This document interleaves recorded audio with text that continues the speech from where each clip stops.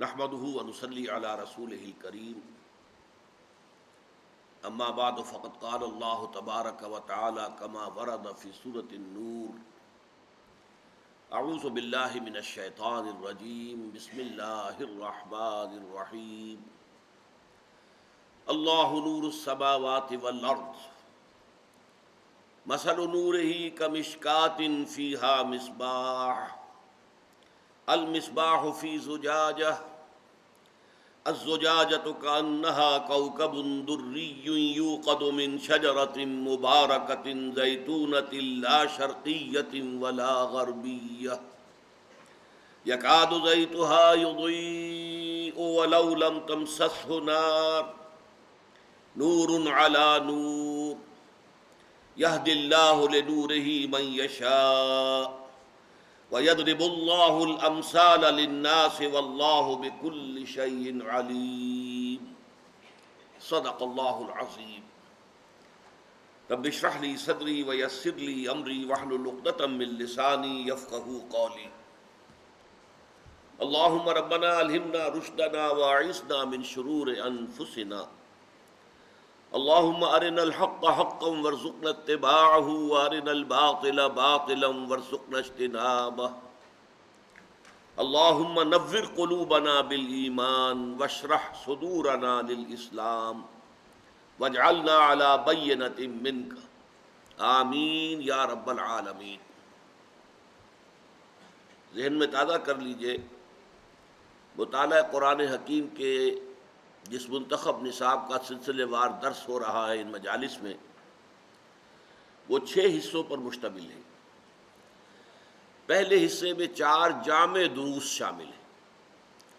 سورۃ العصر ایک مکمل لیکن نہایت مختصر سورت، پھر آیت البر ایک آیت لیکن طویل آیت، پھر ایک رکوع سورہ لقمان کا دوسرا رکوع مکمل رکوع، پھر سورہ حامیم السجدہ کی آیات جو 2 رکوعوں میں پھیلی ہوئی تھی۔ یہ 4 دروس تھے جامع، جن میں انسان کی نجات کے لیے جو لوازم ہیں، جو شرائط ہیں، ان سب کا بیان جامعیت کے ساتھ ہوا ہے۔ اس کے بعد دوسرے حصے میں مباحث ایمانی شروع ہوئے۔ پہلا درس تھا سورہ فاتحہ پر مشتمل، ام القرآن، اساس القرآن۔ دوسرا درس سورہ آل عمران کے آخری رکوع کی 6 آیات پر مشتمل تھا۔ پھر ہم نے ایک خاکے کی شکل میں ایمان کی اقسام کے بارے میں گفتگو کی کہ ایک ایمان ہے قانونی ایمان، جس کی بنیاد پر ہم دنیا میں ایک دوسرے کو مسلمان سمجھتے ہیں۔ اس کا تمام تر تعلق جو ہے وہ اقرار باللسان سے ہے، زبان سے کسی شخص کا اقرار کرنا۔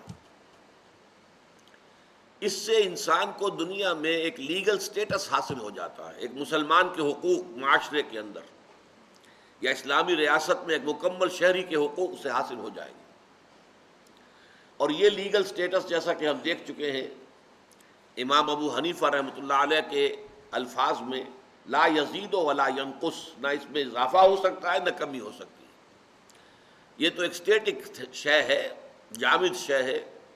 وہ قانونی حقوق جو ہے وہ برابر ہے، کسی متقی انسان کے زیادہ نہیں ہوتے اور کسی فاسق و فاجر مسلمان کے کم نہیں ہوتے۔ یہ تو ہے قانونی ایمان، جس پر مزید ہمیں بحث کرنے کی ضرورت اس لیے نہیں ہوئی کہ یہ تو ہم سب کو حاصل ہی ہے، والدین کے ذریعے سے ہمیں مل گیا ہے۔ البتہ حقیقی ایمان وہ ہے جو دل کے یقین کی کیفیت پر مشتمل ہے، تصدیق بالقلب، دل کی گہرائی کے اندر یقین پیدا ہو جائے۔ اگرچہ اس کے بھی درجے ہوں گے گہرائی کے اعتبار سے، کس کا کتنا گہرا ہے اور گہرا ہے اور گہرا ہے، اس میں میں آپ کو سورہ مائدہ کی آیت سنا چکا ہوں۔ لیکن یہ کہ دل کے اندر تصدیق ہونی چاہیے، کسی نہ کسی درجے میں یقین کا عنصر ہونا چاہیے۔ یہ ہے وہ ایمان جو آخرت میں معتبر ہوگا۔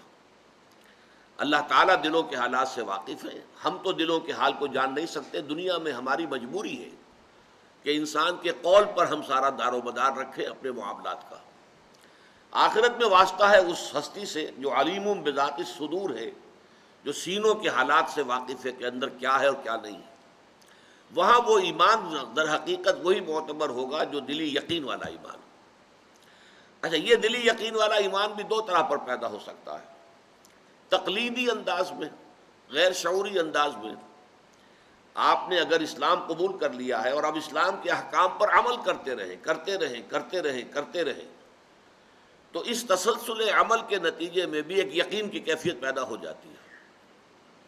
یا اگر اصحاب یقین کی صحبت آپ کو میسر آتی رہے تو ان کے قرب اور صحبت کی وجہ سے بھی ایک یقین کی کیفیت پیدا ہو جائے گی، لیکن یہ غیر شعوری ایمان ہوگا، اس میں کوئی انٹلیکچوئل ایلیمنٹ نہیں ہوگا، فہم کا، بصیرت کا کوئی عنصر شامل نہیں ہوگا۔ دوسرا ہے اکتسابی ایمان، جو انسان اپنے غور و فکر، سوچ و بچار کے نتیجے میں حاصل کرتا ہے، اور وہ در حقیقت شعوری ایمان ہے۔ قل ھذہ سبیلی ادعو الی اللہ علی بصیرۃ انا ومن اتبعنی۔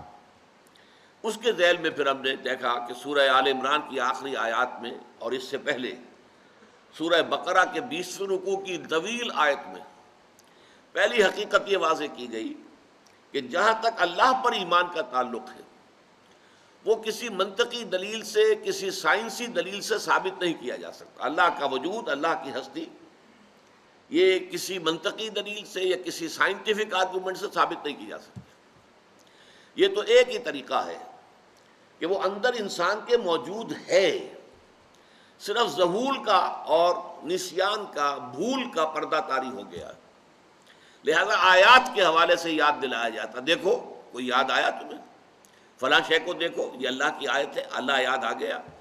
تو اگر تو وہ یاد آئے گا تو اندر سے یاد آئے گا، آپ باہر سے ایمان باللہ کسی کے دل میں داخل نہیں کر سکتے، کوئی تدبیر نہیں۔ اسی لیے آیات کا لفظ قرآن مجید میں آیا، آیت کہتے نشانی کو ہے۔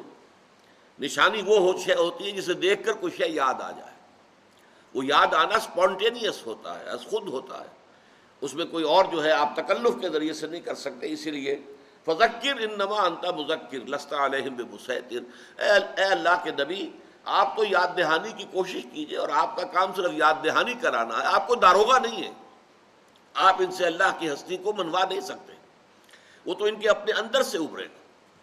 البتہ یہ کہ اس کے بعد پھر منطقی دلائل بھی اس میں شامل ہوتے ہیں، تو پھر ایمان باللہ کے بعد ایمان بالآخرہ، اور پھر جب کسی نبی یا نبی کے امتی داعی کی آواز کان میں پڑتی ہے، وہ انہی امور کی دعوت دے رہا ہے، ربنا اننا سمعنا منادیا ینادی للایمان ان آمنوا بربکم فآمنا، تو ہم ایمان لے آئے۔ یہ ایمان سمعی ہے، ایمان بالرسالت۔ اب در حقیقت اسی مفہوم کو سورہ نور کی جو آیات ہیں ان کے اندر، آیات نور یہ مشہور ہیں قرآن مجید کی آیات، اور بہت یوں سمجھیے کہ فضیلت والی ہیں، ان میں ایک تمثیل کے پیرائے میں بیان کیا گیا ہے۔ اس کو یوں سمجھیے، یعنی یہ جو سورہ آل عمران کا رکوع تھا اور اب جو ہم پڑھنے چلے ہیں سورہ نور کا 5واں رکوع، ایک حقیقت کو دو مختلف اندازوں میں پیش کیا گیا، دو اسلوب مختلف ہیں۔ ان دونوں اسالیب کا جو فرق ہے وہ یوں سمجھیے کہ حصول معرفت کے دو راستے ہیں۔ ایک راستہ ہے خارج کے دنیا کا مطالعہ، مشاہدہ، کھول آنکھ، زمین دیکھ، فلک دیکھ، فضا دیکھ، مشرق سے ابھرتے ہوئے سورج کو ذرا دیکھ، یہ آیات آفاقیہ جو پھیلی ہوئی ہے، ان کو انسان دیکھتا ہے اور کوئی یاد آتا ہے کہ یقیناً کوئی ہستی ہے، کوئی معشوق ہے اس پردہ زنگاری میں، کوئی نہ کوئی ہے، ردائے لالا گل پردہ ماہو انجم، جہاں جہاں وہ چھپے ہیں عجیب عالم ہے، کوئی ہستی ہے ان کے پیچھے۔ اور ایک یہ ہے کہ اپنے من میں ڈوب کر پا جا سراغ زندگی۔ قرآن مجید بھی آیات کو تقسیم کرتا ہے آیات آفاقیہ اور آیات انفسیہ، چنانچہ فرمایا وَفِي الْأَرْضِ آیَاتٌ لِلْمُوقِنِينَ، یقین کرنے والوں کے لیے زمین میں بھی بے شمار آیتیں ہیں، اللہ کی نشانیاں ہیں۔ وَفِي أَنفُسِكُمْ أَفَلَا تُبْصِرُونَ، تمہارے اپنے اندر بھی اللہ کی نشانیاں موجود ہیں، تو کیا تم دیکھتے نہیں ہو؟ تو آیات آفاقی، کھول آنکھ، زمین دیکھ، فلک دیکھ، فضا دیکھ۔ افلا ينظرون الى الابل كيف خلقت والى السماء كيف رفعت والى الجبال كيف نصبت والى الارض كيف سطحت فذكر انما انت مذكر لست عليهم بمسيطر۔ انہوں نے دیکھا نہیں کیسے اونٹ کی پیدائش ہے، خلقت ہے، اس کو ماحول کے ساتھ کتنا سازگار بنا دیا گیا ہے، اپنے اس پورے کلائمیٹ کے لیے، اس علاقے کے لیے موزوں ترین جسم عطا کیا گیا. ہفتہ ہفتہ بھر پانی نہ ملے اس پر گزارا کر سکتا ہے بغیر پانی پیے، بغیر خوراک کے. یہ جو اللہ نے بنایا ہے یہ جہاز ہے، صحرا کا جہاز، تو واقعہ یہ ہے کہ اس کی خلقت میں کتنی اللہ کی حکمت کی نشانیاں ہیں. پھر آسمان کو نہیں دیکھتے کس طرح اس کو اٹھا دیا گیا ہے، زمین کو نہیں دیکھتے کیسے بچھا دی گئی ہے، تو یہ پہاڑوں کو نہیں دیکھتے کیسے جما دیے گئے زمین کے اندر.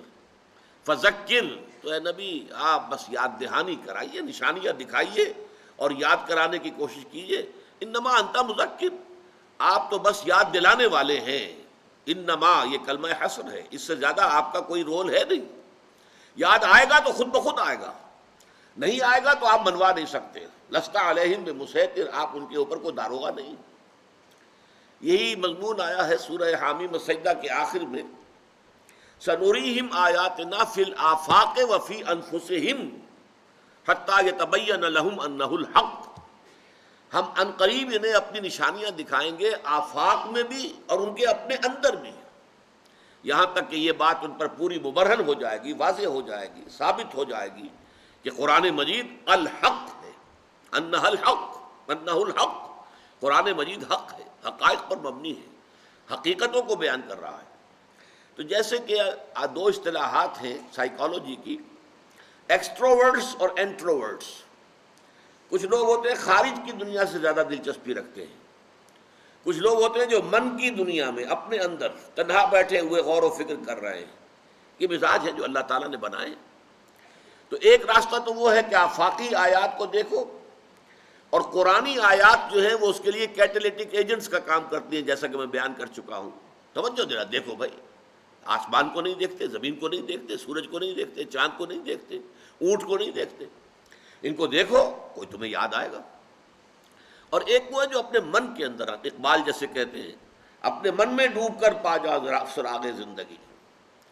اتفاق کی بات یہ ہے کہ اس سے پہلے بھی کانٹ کا ذکر یہاں ہوا ہے. کانٹ نے بھی بالآخر اپنی ساری بحثوں کو سمپ کر کے کہا ہے کہ اللہ تعالیٰ کی ہستی کے بارے میں دو شواہد ہیں اہم ترین: the starry heavens above and the moral law within. اب یہاں بھی دیکھیے کہ ایک ہے خارج کا، آفاق کا معاملہ، یہ ستاروں بھرا آسمان، یہ اللہ تعالیٰ کی نشانی ہے. And the moral law within, moral law, انسان کے اپنے اندر ایک ضابطۂ اخلاق موجود ہے. انسان جانتا ہے بائی از ویری نیچر کہ یہ شے بری ہے، یہ اچھی ہے، یہ گڈ ہے، یہ ایول ہے، یہ خیر ہے، یہ شر ہے. مورل لا انسان کے اندر ہے، اور اس کو ہم نے دیکھا کہ اس کو قرآن مجید اس کو استعمال کرتا ہے ایمان بالآخرت کے استدلال میں. اگر نیکی نیکی ہے اور بدی بدی ہے، وہ بات غلط ہے کہ نتھنگ از گڈ اور bad, only thinking makes it so. No, بدی بدی ہے، نیکی نیکی ہے، خیر خیر ہے، شر شر ہے. تو ظاہر بات ہے کہ گندم از گندم بے رویہ جو سے جو، نیکی کا نتیجہ اچھا نکلنا چاہیے، بدی کا برا نکلنا چاہیے. دنیا میں ہم دیکھتے ہیں کہ ایسا نہیں ہو رہا، الٹا ہو رہا ہے بلکہ. لہذا ایک اور عالم کی ضرورت ہے جس میں یہ مورل لا پورے طور پر ایفیکٹو ہو. یہ جو دنیا ہے، یہ عالم دنیا، یہ فزیکل لاز کے اعتبار سے مکمل ہے، کامل ہے.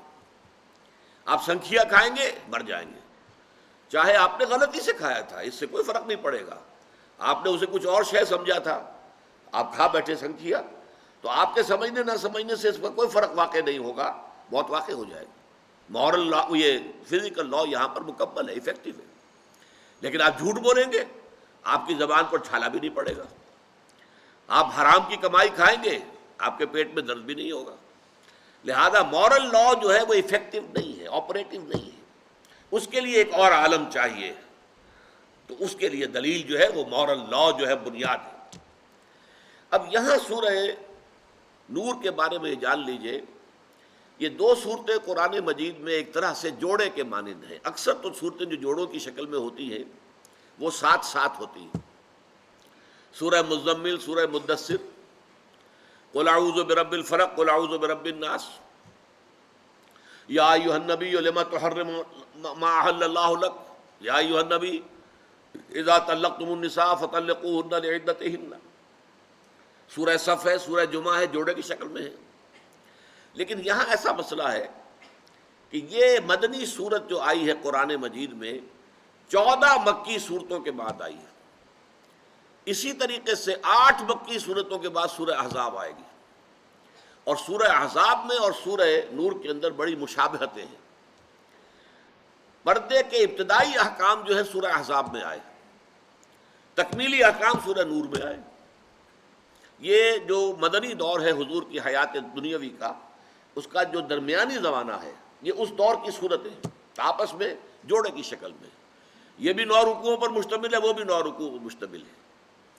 اس کے بھی درمیان میں، وہ میں بعد میں آپ کو سناؤں گا آیت، بڑی جامع آیت آئی ہے.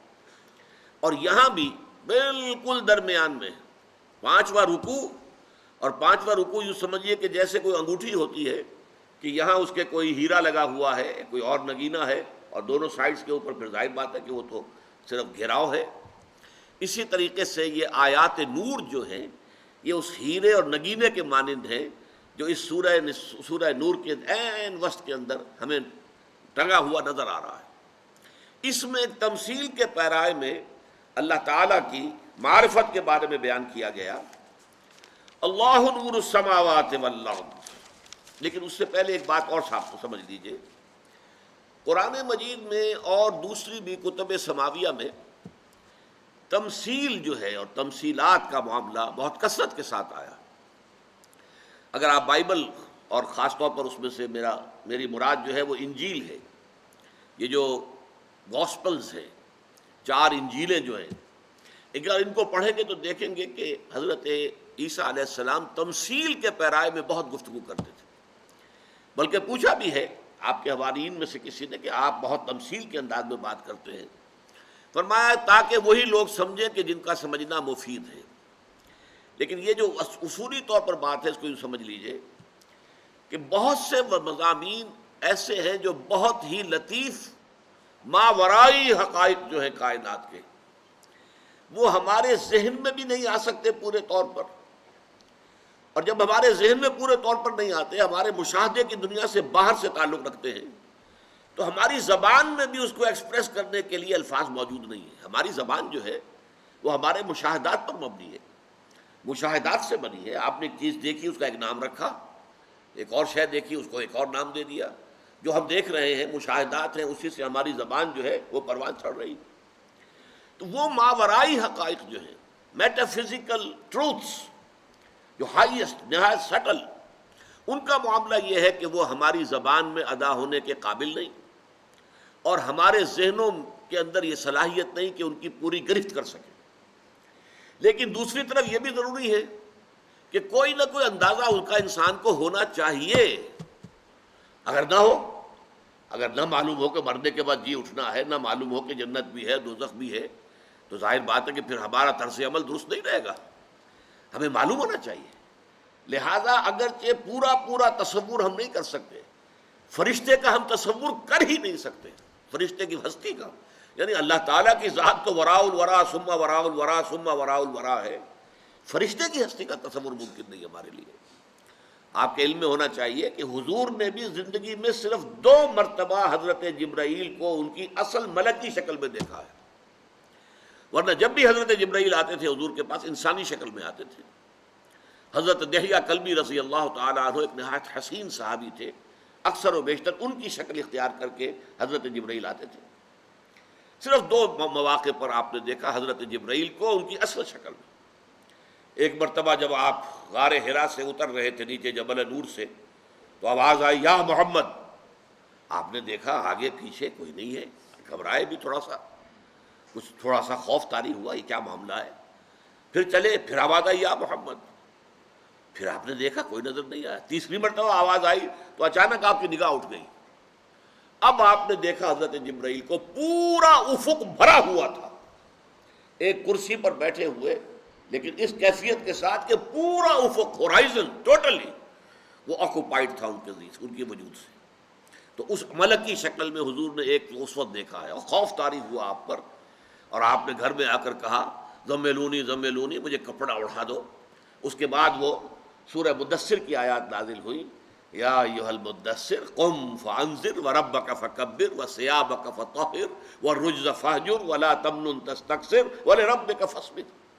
ایک یہ واقعہ ہے۔ دوسرا واقعہ، جب حضور کو لینے کے لیے حضرت جبرائیل آئے ہیں معراج کے لیے، تو اس وقت بھی وہ انسانی صورت میں رہے، صرف سدرۃ المنتہا پر پہنچ کر، جہاں سے آگے ان کا گزر نہیں تھا، جس کے بعد کہہ دیا گیا کہ اگر یک سرے منہ برتر پرم، اگر میں اب ایک بال برابر بھی آگے بڑھا، بسوز تجلا بسوزت پرم، میرے پر جل جائیں گے۔ اس کے بعد حضور گئے ہیں تنہا آگے۔ اس موقع پر بھی حضرت جبرائیل نے اپنے آپ کو ریویل کیا ہے اپنی پوری ملکی شان کے ساتھ۔ وَلَقَدْ رَآهُ نَزْلَةً أُخْرَىٰ عِندَ سِدْرَةِ الْمُنتَهَىٰ۔ وہ سدرۃ المنتہا پر جب حضور پہنچے اور حضرت جبرائیل پہنچے ہیں، وہاں حضرت جبرائیل نے اپنے آپ کو اپنی اصل ملکی شکل میں جو ہے وہ ریویل کیا، واضح کیا۔ تو حضور نے بھی صرف 2 مرتبہ دیکھا ہے، تو ہم کیا تصور کریں گے؟ لیکن یہ کہ ان چیزوں پر ایمان ضروری ہے، فرشتے پر ایمان ہے، جنت پر ایمان ہے، دوزخ پر ایمان ہے، لہذا اس کے لیے قرآن مجید میں تمثیلات کا پیرایا اختیار کیا گیا، مثال کے ذریعے سے، تاکہ چاہے آپ پوری بات نہ سمجھ سکیں، کچھ نہ کچھ دھندلا سا اثر آپ کے تاثر آپ کے ذہن پر قائم ہو جائے۔ اسی لیے یہاں فرمایا ہے، جو آیت ہم پڑھ رہے ہیں اس کے آخر میں، وَيَضْرِبُ اللَّهُ الْأَمْثَالَ لِلنَّاسِ، اللہ تعالیٰ لوگوں کے لیے مثالیں بیان کرتا ہے، اللہ کو ضرورت نہیں ہے۔ اللہ کو تو ہر شے کا علم ہے، کما حقہ، جیسے کہ فی نفسی وہ شے ہے، اللہ جانتا ہے، لیکن انسانوں تک اس کا علم منتقل کرنا ان کے محدود ذہن اور ان کی محدود زبان کے پیش نظر ممکن نہیں ہے۔ اس لیے یضرب اللہ الامثال للناس واللہ بکل شیء علیم، اور اللہ تعالی ہر چیز کا علم رکھتا ہے۔ تو یہاں جو تمثیل آئی ہے، اللہ نور السماوات والارض، اللہ آسمانوں اور زمین کا نور ہے۔ پہلی بات تو یہاں نوٹ کر لیجئے کہ اس نور سے مراد وہ لائٹ نہیں ہے جس سے فزکس میں بحث کی جاتی ہے۔ یہ فزیکل لائٹ ہے، اصل میں اس کا تعلق عالم خلق سے ہے، اگرچہ یہ ہے کہ عالم خلق اور عالم امر کے درمیان کی ایک شے بنتی ہے۔ یہ وہ شے ہے جس کے بارے میں اب تک تو یہ کہا جاتا رہا ہے، ایک ہی شے ہے جو کانسٹنٹ ہے اس کائنات کے اندر، 1,86,000 میل پر سیکنڈ اس کی رفتار ہے، جس میں کہیں کوئی فرق واقع نہیں ہوتا۔ لیکن اب سننے میں آ رہا ہے کہ جدید جو پوسٹ آئنسٹائن ایرا جو ہے فزکس کا، اس میں مانا جا رہا ہے کہ نہیں، اس کے اندر بھی ویریشن ممکن ہے، بعض حالات ایسی ہو سکتی ہیں، ورنہ آپ کو معلوم ہے اسی کے حوالے سے جو کاسمک جو ڈسٹینسز ہیں وہ ناپے جاتے ہیں کہ 1 سیکنڈ میں یہ 1,86,000 میل چلی، یہ نور کی شعاع، تو 1 سال میں کتنی چلے گی گنتی کیجئے، اس کو کہیں گے لائٹ ایئر، اور لائٹ ایئرز کے حوالے سے فلاں جو سیارہ ہے ہم سے اتنے ملین لائٹ ایئرز کے فاصلے پر واقع ہوا ہے، تو لائٹ ایئر جو ہے وہ گویا کہ ایک یونٹ بن گیا۔ لیکن یہاں در حقیقت مراد وہ روشنی نہیں ہے، بلکہ یہ یہاں استعارتاً استعمال ہوا ہے لفظ، اس لیے کہ نور جو ہے، روشنی، وہ اشیاء کے ظہور کا ذریعہ بنتی ہے۔ دیکھیے آپ بھی موجود ہیں، میں بھی موجود ہوں، لیکن یہ روشنی اگر گل ہو جائے، نہ آپ مجھے دیکھ سکیں گے نہ میں آپ کو دیکھ سکوں گا۔ تو ہمارا ویژن جو ہے، ہمارا دیکھنا جو ہے، وہ محتاج ہے در حقیقت اس روشنی کا۔ یہ روشنی واسطہ بنتی ہے، ذریعہ بنتی ہے حقائق کے ظہور کا۔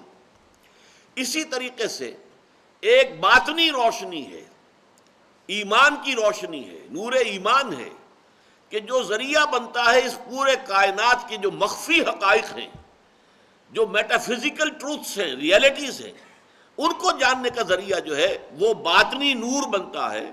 وہ باطنی نور جو ہے اس کا تعلق اللہ تعالیٰ کی ذات کے ساتھ ہے۔ اللہ نور السماوات والارض، اللہ آسمانوں اور زمین کا نور ہے۔ مثل و نور ہی، اس کے نور کی مثال ایسی ہے، لیکن یہاں نوٹ کر لیجئے کہ حضرت عبداللہ ابن عباس رضی اللہ تعالی عنہما، جن کو صحابہ نے حبر الامہ مانا ہے، اور جن کے لیے حضور نے دعا کی تھی، اللہم فقہہ فی الدین وعلمہ التاویل، اے اللہ اس نوجوان کو دین کا فہم، گہرا فہم عطا فرما، اور قرآن مجید کی تفسیر و تاویل کا علم عطا فرما۔ ان کا کہنا یہ ہے کہ یہاں مثل و نور ہی کے بعد الفاظ جو ہیں محذوف ہیں. فی قلب المومن، مومن کے دل میں جو اللہ کا نور ہوتا ہے، اس سے مراد کیا ہے؟ نور ایمان. یہ نور ایمان جو مومن کے دل میں ہوتا ہے. مثل نور ہی فی قلب المومن کمشکات فیہا مصباح. اب یہ تمثیل چل رہی ہے، بڑی کمپلیکس تمثیل ہے. ایسے ہے کہ جیسے ایک طاق ہو. یہ پرانے زمانے میں آپ کو معلوم ہے، اب تو طاق کا تصور ختم ہو گیا. دیواروں میں طاق بنائے جاتے تھے اور وہاں جو ہے کوئی شمع رکھی جاتی تھی، کوئی دیا رکھا جاتا تھا. تو طاق ہو، مشکات فیہا مصباح، اور اس میں ایک چراغ رکھا ہوا ہے. المصباح فی زجاجہ، اور یہ چراغ جو ہے وہ ایک شیشے کے اندر ہے، چمنی ہے. پرانے زمانے میں لالٹین ہوتی تھی، تو لالٹین کے اندر بھی وہ مٹی کے تیل کے ذریعے سے وہ جو بھڑک رہا ہے شعلہ، لیکن اس کے گرد وہ چمنی جو ہے وہ شیشے کا خول، تاکہ ہوا جو ہے ادھر ادھر اس شعلے کو اس ادھر سے ادھر نہ کرے، بلکہ وہ سٹیڈی رہے، قائم رہے. نفس مطمئنہ جس کو کہتے ہیں، اسی طریقے سے وہ شعلہ جو ہے اپنی جگہ پر برقرار رہے. تو یہ اور بڑے بڑے جو گلوبس ہوتے تھے پرانے زمانے میں، ہم تو بچپن میں استعمال کرتے رہے. لیمپ ہے اور اس کے اوپر گلوب سفید رنگ کا، دودھیا رنگ کا گلوب لگا ہوا ہے. تو مثل نور ہی فی قلب المومن، مومن کا نور ہوتا ہے، یعنی نور ایمان. اس کی مثال کیا ہے؟ کمشکات فیہا مصباح، جیسے ایک طاق ہو اور اس میں ایک چراغ رکھا ہو. المصباح فی زجاجہ، اور وہ چراغ جو ہے وہ ایک چمنی میں یا ایک شیشے کے اندر موجود ہے، گلوب میں ہے. الزجاجۃ کأنہا کوکب دری، اور وہ شیشہ، وہ چمنی، وہ ایسے چمکتی ہے جیسے کہ چمکدار ستارہ ہو. یوقد من شجرۃ مبارکۃ زیتونۃ لا شرقیۃ ولا غربیہ.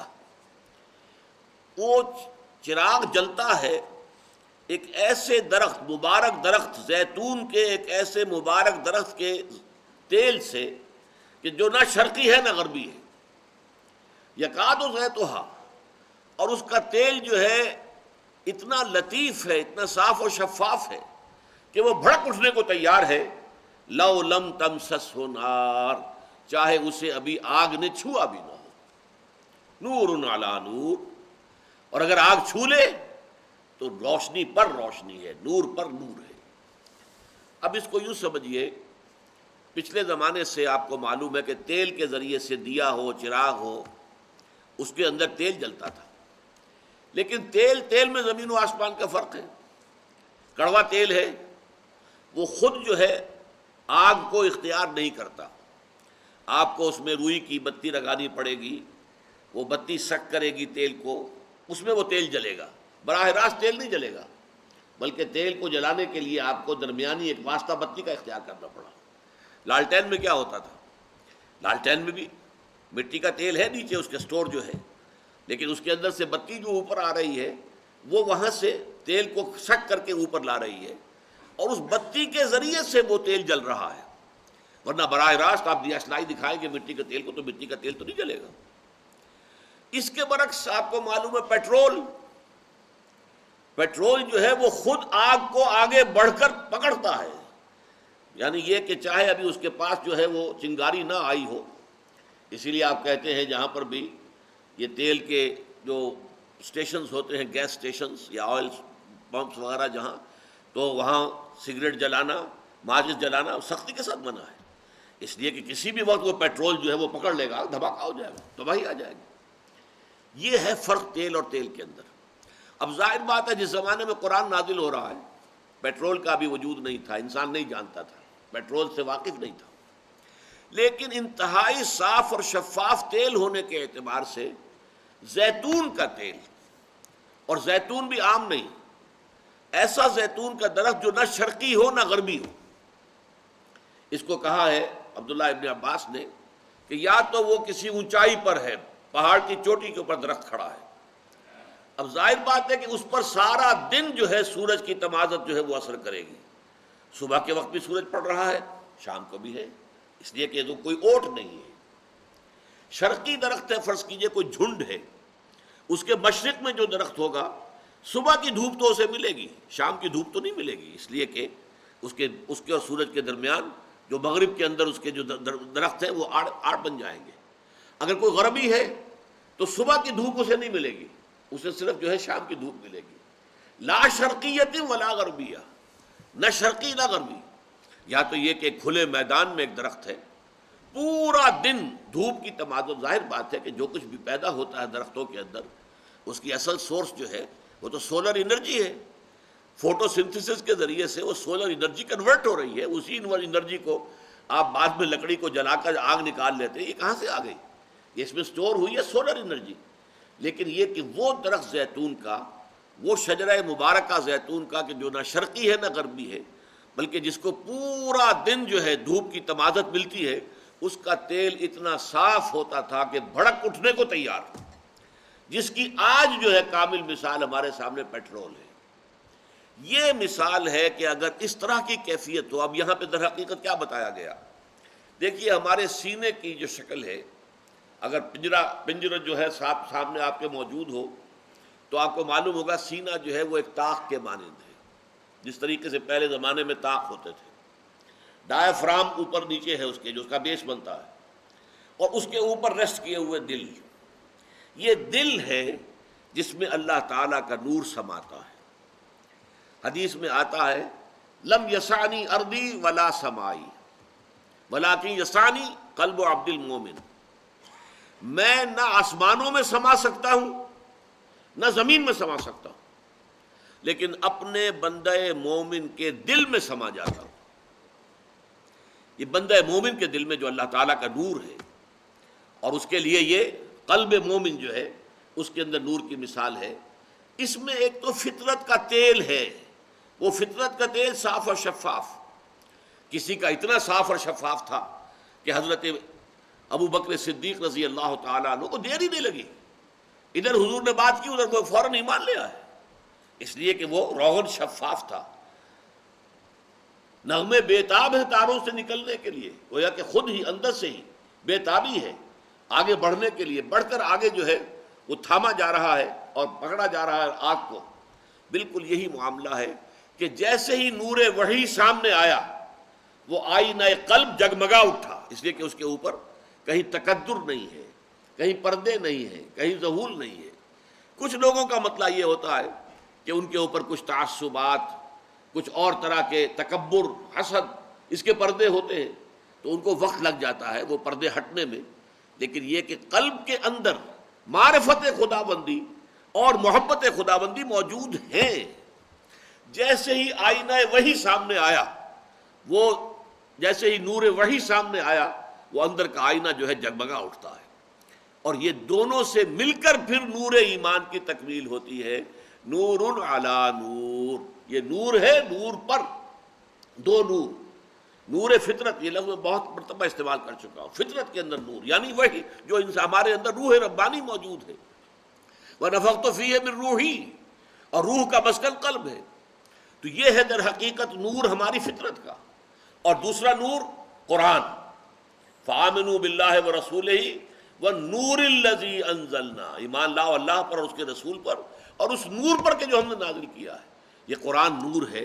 جب ان دونوں کا امتزاج ہو گیا، دونوں جمع ہو گئے، اور اس نور وحی سے وہ آئینہ، وہ نور جو ہے فطرت کے اندر وہ جگمگا اٹھا، تو اس کا نام ہے نور علی نور، روشنی پر روشنی۔ یہد اللہ لنورہ من یشاء، اللہ تعالی ہدایت دیتا ہے، رہنمائی فرماتا ہے اپنے نور کی جانب جس کو چاہتا ہے۔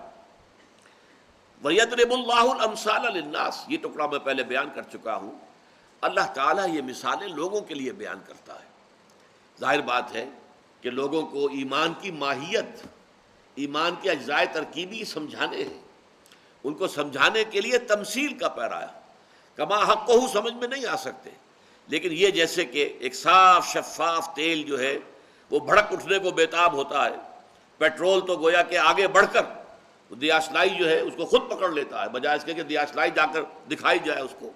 اسی طریقے سے جن لوگوں کا وہ نور فطرت محفوظ ہوتا ہے، جس کو میں کہتا رہا ہوں فطرت سلیمہ، پرورٹڈ نہیں ہے، اس کے اوپر خواہشات، شہوات، تکبر، حسد، اس کے پردے نہیں آ گئے، بلکہ وہ بالکل سلیم سالم حالت کے اندر وہ موجود ہے۔ اس کے سامنے جیسے ہی نور وحی آئے گا، اسے وقت نہیں لگے گا، فوراً جگمگا اٹھے گا، اور یہ ہوگا نور علی نور یہدی اللہ لنورہ من یشاء ویضرب اللہ الامثال للناس واللہ بکل شیء علیم۔ اللہ تعالیٰ تو ہر شے کا علم رکھتا ہے، اس کا علم کامل ہے، ہر شے کی اصل حقیقت اس پر واضح ہے، ہر شے جیسے کہ وہ فی نفسہ ہی ہے، جو اس کی اصل ماہیت ہے، اللہ اس کو جانتا ہے۔ لیکن اللہ کی ضرورت نہیں ہے تمثیل بندوں کی ضرورت ہے، کہ وہ ان حقائق تک اگر از خود رسائی نہیں کر سکتے ان کے اذہان، تو کچھ نہ کچھ تصور اس کا دے دینا ان کے لیے ضروری ہے، اور یہ ہدایت کے لیے لازمی ہے۔ اچھا، اب جن کے دل میں یہ نور ایمان پیدا ہو جاتا ہے، ان کی شخصیت کا ایک نقشہ دکھایا جا رہا ہے۔ یہاں بھی یاد کیجئے، سورہ آل عمران کے آیات میں بھی آیا تھا، جن لوگوں کے ایمان کا وہاں تذکرہ کیا گیا، اس کے بعد ان کی شخصیت، ان کے کردار کا ایک نقشہ دکھایا گیا۔ فالذین ہاجروا واخرجوا من دیارہم وأوذوا فی سبیلی وقاتلوا وقتلوا، جہاد، قتال، اللہ کی راہ میں جانیں دینا، تکلیفیں جھیلنا، برداشت کرنا، پرسیکیوشن کو برداشت کرنا، ٹارچر کو برداشت کرنا، بھوک کو برداشت کرنا۔ وَلَنَبْلُوَنَّكُمْ بِشَيْءٍ مِّنَ الْخَوْفِ وَالْجُوعِ وَنَقْصٍ مِّنَ الْأَمْوَالِ وَالْأَنفُسِ وَالثَّمَرَاتِ۔ اب یہ ایک تصویر کا رخ ہے، اس کا تعلق خارج سے ہے۔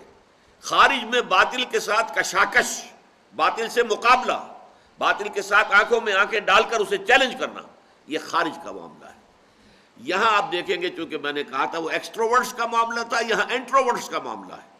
یہ جو داخل اپنے من میں ڈوب کر پا جا سراغ زندگی والا جو معاملہ آیا ہے ایمان کی حقیقت کے اعتبار سے، یہاں ایمان کا ظہور کس شکل میں ہو رہا ہے؟ فی بیوت اذن اللہ ان ترفع ویذکر فیہا اسمہ، ان گھروں میں جن کے بارے میں اللہ نے حکم دیا ہے کہ انہیں بلند کیا جائے اور ان میں اس کا نام لیا جائے، یاد کیا جائے، اس کے نام کی مالا جپی جائے۔ یسبح لہ فیہا، وہ لوگ جن کے دلوں میں یہ نور ایمان پیدا ہو جاتا ہے، وہ ان گھروں میں اللہ کی تسبیح میں مصروف رہتے ہیں، بالغدو والآصال، صبح کے وقت بھی اور شام کے اوقات میں بھی۔ رجال، وہ جوان مرد، لا تلہیہم تجارت ولا بیع عن ذکر اللہ، جنہیں غافل نہیں کر سکتی نہ کوئی تجارت، کوئی کاروبار، کوئی دھندا، نہ کوئی خرید و فروخت، کوئی سودا، عن ذکر اللہ، اللہ کی یاد سے، وإقام الصلاۃ، اور نماز کے قائم کرنے سے، وإیتاء الزکاۃ، اور زکوٰۃ کے ادا کرنے سے۔ اور اس سب کے باوجود یخافون یوما تتقلب فیہ القلوب والابصار، وہ ڈرتے رہتے ہیں اس دن کے تصور سے، لرزاں و ترساں رہتے ہیں جس دن کے نگاہیں اور دل الٹ جائیں گے، یعنی قیامت کا دن۔ لیجزیہم اللہ احسن ما عملوا، جس کا نتیجہ کیا نکلے گا؟ یہ لام عاقبت ہے کہ اللہ تعالیٰ بہترین اجر اور جزا عطا فرمائے گا انہیں ان کے اعمال کی۔ وَيَزِيدَهُم مِّن فَضْلِهِ، ان کے اعمال کا بھرپور صلہ تو دے گا، وہ تو حساب کتاب سے ہوگا۔ پھر وَيَزِيدَهُم مِّن فَضْلِهِ، وہ اپنے فضل سے اور اس میں اضافہ کرے گا۔ وَاللَّهُ يَرْزُقُ مَن يَشَاءُ بِغَيْرِ حساب، اللہ تعالیٰ دیتا ہے جس کو چاہتا ہے بغیر حساب کے۔ دیکھیے اب یہ دو رخ آ گئے ہیں بندہ مومن کی شخصیت اور کردار کے، دو رخ۔ ایک کردار ہے خارجی، ایک کردار ہے داخلی، اندر اللہ کی محبت، اللہ کے ذکر سے اطمینان کا ہونا، اللہ کی محبت میں اور اللہ کے ذکر میں کسی شے کو آڑے نہ آنے دینا، کاروبار دنیاوی ہو، کوئی اور سودا ہو، لین دین ہو، کہیں بھی اللہ کے ذکر سے جو ہے وہ شے انسان کو باز نہ رکھ سکے۔ اور پھر بھی خوف، لرزاں و ترساں، ان کی زندگی کا یہ سارا نقشہ جو ہے دیا جا رہا، یہ ایک پکچر ہے۔ اور بندہ مومن کی شخصیت کی مکمل تصویر ان دونوں کو جوڑنے سے بنتی ہے۔ ہوتا یہی ہے اکثر و بیشتر، بعض لوگوں کا رجحان اس پہلے رخ کی طرف زیادہ ہوتا ہے، دوسرے کی طرف کم ہوتا ہے، بعض کا دوسرے کی طرف زیادہ ہے، پہلے کی طرف کم ہے۔ لیکن یہ کہ بالکل فارغ اور خالی رہ جانا، ایک یک رخی شخصیت، وہ اسلام کو مطلوب نہیں ہے۔ اسلام کو وہ شخصیت مطلوب ہے جو ایک طرف فالذین ہاجروا واخرجوا من دیارہم واوذوا فی سبیلی وقاتلوا وقتلوا، لَأُكَفِّرَنَّ عَنْهُمْ سَيِّئَاتِهِمْ۔ اب دیکھیے وہاں نہ نماز کا ذکر ہے، نہ ذکر کا ذکر ہے، اللہ کی یاد کا ذکر ہے، کچھ ذکر نہیں۔ لیکن دوسرا رخ کیا ہے؟ فی بیوت نذر اللہ ان ترفع ویذکر فیہا اسمہ، ان گھروں میں مراد ہے مساجد۔ یہ مساجد کے بارے میں ایک قول نقل کیا حضرت عبداللہ ابن عباس کا امام راضی نے کہ یہ مساجد جو ہے یہ اللہ تعالیٰ کے نور کے مراکز ہیں، اور جس طرح تم آسمان پر ستاروں کو چمکتے ہوئے دیکھتے ہو، آسمان والوں کو زمین میں یہ مسجدیں جو ہیں چمکتی ہوئی نظر آتی ہیں۔ نور ربانی جو ہے در حقیقت جہاں اللہ کی یاد کی جا رہی ہے، نماز پڑھی جا رہی ہے، آسمان والے دیکھتے ہیں زمین کو تو وہاں یہ مسجدیں ستاروں کے مانند چمکتی ہوئی نظر آتی ہیں۔ فی بیوت اذن اللہ ان ترفع، انہیں بلند کیا جائے۔ مسجدوں کے بارے میں یہ ضرور ہے کہ ان کی ایک حیثیت نمایاں ہونی چاہیے، بہت زیادہ تکلف تو نہیں ہے جو بھی ہمارے ہاں آج کل ہو رہا ہے، تصنع اور تکلف اور آرائشیں، یہ نہیں، سادہ، لیکن یہ کہ وہ محسوس ہونا چاہیے جو بھی آبادی ہے اس میں ایک نمایاں مقام معلوم ہو، نمایاں حیثیت نظر آئے۔ کبھی کبھی ٹرین پر سفر کرتے ہوئے یہ نقشہ نظر آتا ہے، کسی گاؤں کے پاس سے گاڑی گزر رہی ہے، کچے گھروں دے ہیں لیکن ساتھ درمیان میں ایک مسجد جو ہے وہ نمایاں نظر آ رہی ہے، وہ دوسرے گھروں سے بلند ہے، چاہے وہ کوئی زیادہ خود نہیں، کوئی بڑی عالیشان نہیں ہے، لیکن اپنی آبادی کے اعتبار سے اس کا جو ایک نمایاں حیثیت جو ہے وہ نظر آ رہی ہے۔ تو فی بیوت اذن اللہ ان ترفع ویذکر فیہا اسمہ، اور پھر اس میں ذکر کیا جائے، اللہ تعالیٰ کے نام کی مالا جپی جائے، بالغدو والآصال۔ غدو جو ہے یہ مصدر ہے اس لیے اس کی جمع نہیں آتی، آصال اصیل کی جمع ہے، شاموں، اصیل کہتے ہیں شام کو، شاموں میں مراد یہ ہے کہ شام کے اوقات میں آپ کو معلوم ہے نمازیں متعدد ہیں، اور صبح کا نصف جو ہے دن، نصف النہار پر اگر آپ تقسیم کریں گے دن کو تو نصف النہار سے پہلے ایک نماز ہے صرف فجر کی نماز، باقی وقت جو ہے اللہ تعالیٰ نے خالی چھوڑ دیا ہے میرے اور آپ کے لیے، جو بھی دنیاوی دھندے ہیں، جو بھی کاروبار معاش ہے اس کے اندر لگی ہے۔ لیکن اقم الصلاۃ لدلوک الشمس الی غسق اللیل وقرآن الفجر، جیسے ہی سورج ذرا ڈھلکا، اب ظہر آ گئی، اب عصر آ گئی، اب مغرب آ گئی، اب عشاء آ گئی، وہ تابڑ توڑ، اور آپ کو معلوم ہے سردیوں میں تو ایسا معلوم ہوتا ہے کہ تو چل میں آیا، ایک نماز سے فارغ ہوئے نہیں کہ دوسری نماز کا وقت تیار ہے، تو یہ کیفیت ہو جاتی ہے۔ لہذا بالغدو والآصال رجال لا تلہیہم تجارت ولا بیع عن ذکر اللہ، اب رجال کا لفظ آیا، وہ جوان مرد، ہمت کی ضرورت ہے، اللہ کے ساتھ ایسے لو لگا لینا کہ کوئی شے جو ہے مانے نہ ہو سکے ذکر الہی میں اور نماز میں اور زکوٰۃ کی ادائیگی میں، اس کے لیے بڑی ہمت درکار ہے۔ وہ جوان ہمت لوگ، وہ جوان مرد لوگ جنہیں غافل نہیں کر سکتی نہ کوئی تجارت اور نہ ہی کوئی سودا لین دین عن ذکر اللہ، اللہ کی یاد سے، و اقام الصلاۃ اور نماز کی ادائیگی سے، و ایتاء الزکاۃ اور زکوٰۃ کی ادائیگی سے، اور اس سب کے باوجود ان کے دلوں کا حال کیا ہے، ان کا تواضع جو ہے اللہ کے سامنے، عاجزی، ان کا جس طریقے سے کیفیت اللہ کے سامنے ہے، یخافون یوما تتقلب فیہ القلوب والابصار، رقیق القلب ہے، ڈرتے رہتے ہیں اس دن کے تصور سے جس دن کے نگاہیں اور دل الٹ جائیں گے۔ لیجزیہم اللہ احسن ما عملوا، تاکہ اللہ ان کو جزا دے بہترین ان کے اعمال کا، ویزیدہم من فضلہ، اور اس جزا پر اضافہ کرے اپنے فضل سے۔ واللہ یرزق من یشاء بغیر حساب، اور اللہ تعالیٰ جس کو چاہتا ہے دینا تو پھر بغیر حساب دیتا ہے، اس کے فضل کا پھر کوئی حساب نہیں ہے۔ جہاں تک اجر کا تعلق ہے وہ حساب سے ہے، لیکن فضل بے حساب، جتنا چاہے اللہ دے، کوئی اس کے ہاتھ کو روکنے والا نہیں ہے۔ بارک اللہ لی ولکم فی القرآن العظیم ونفعنی وإیاکم بالآیات والذکر الحکیم۔